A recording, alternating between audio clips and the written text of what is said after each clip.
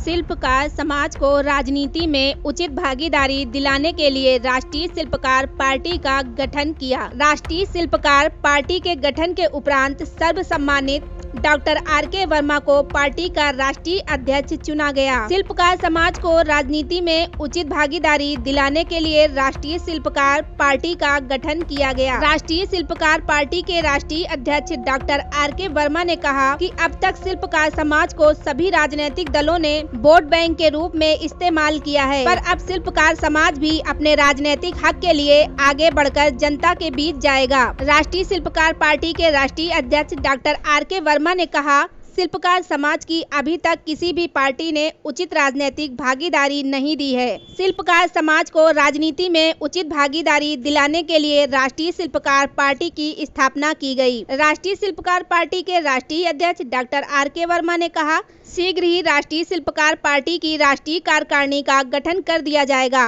और शिल्पकार समाज के लिए पार्टी अपना प्रारंभ कर देगी। राष्ट्रीय शिल्पकार पार्टी के साथ कई अन्य शिल्पकार संगठन भी साथ आए, जिनमें विश्वकर्मा विकास परिषद भारत प्रमुख थे।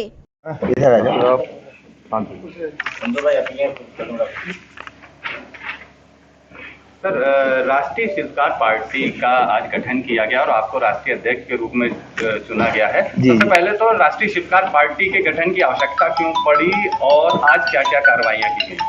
विशेष रूप से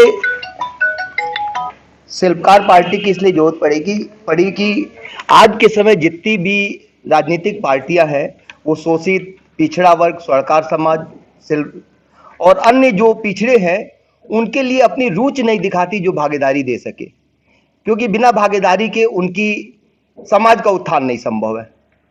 तो इसलिए इसकी जरूरत पड़ी।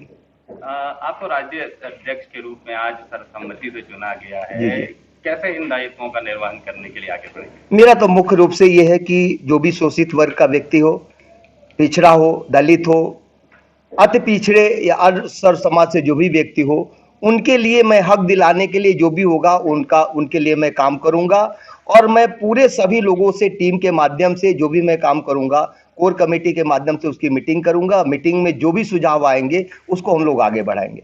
राष्ट्रीय शिल्पकार पार्टी का क्या मोटो होगा, किस उद्देश्य को लेकर के वो भारत की राजनीति में प्रवेश कर रही है? भारत की राजनीति में ये है कि आज निश्चित रूप से पार्टियां सभी हैं जो काम तो करती हैं, लेकिन काम विशेष रूप से आज भी शिल्पकार और स्वर्णकार समाज की आज के समय 5 से 6% से ज्यादा आबादी है, लेकिन आज पूरे उत्तर प्रदेश में 70 सालों में कोई विधायक और सांसद नहीं है।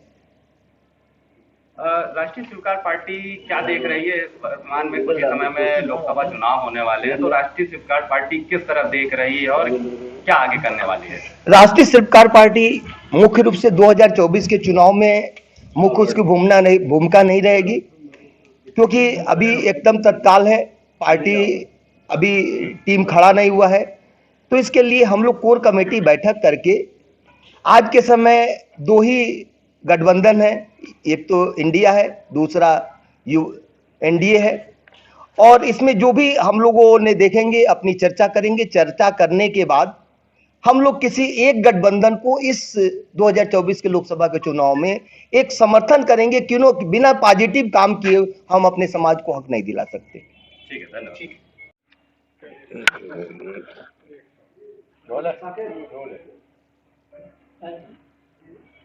क्या बने देश के साथ आप लोग एक साथ आकर के समाज को आगे बढ़ाएंगे? आज़ादी के 75 वर्षों से आज तक किसी भी राजनीतिक पार्टी ने गरीब वर्ग के लोगों का, विश्वकर्मा समाज के लोगों का कोई ध्यान नहीं दिया, जिसके लिए हम लोग जो है तत्पर रहे।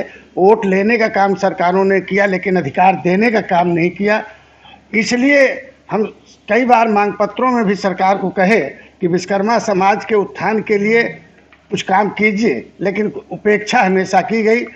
हमने पूरे उत्तर प्रदेश नहीं, हिंदुस्तान के अंदर जितनी भी मैं विश्वकर्मा विकास पार्टी मध्य प्रदेश का है, भारत का, उसका राष्ट्रीय अध्यक्ष होने के नाते इस पार्टी के विचारों से राष्ट्रीय शिल्पकार पार्टी के साथ मिलकर विश्वकर्मा समाज के लोगों को मतदान करने के लिए प्रेरित करूंगा और सरकार से अपने छोटे वर्ग के लिए लड़ाई लड़ने का काम करूंगा। जैसा कि आपने कहा कि पार्टियों ने केवल वोट बैंक के लिए आज तक इस्तेमाल किया शिल्पकार समाज को, तो आगामी लोकसभा चुनाव में किस तरह से अपने समाज को जागृत करेंगे कि वो एक अच्छी पार्टी के लिए वोट करें?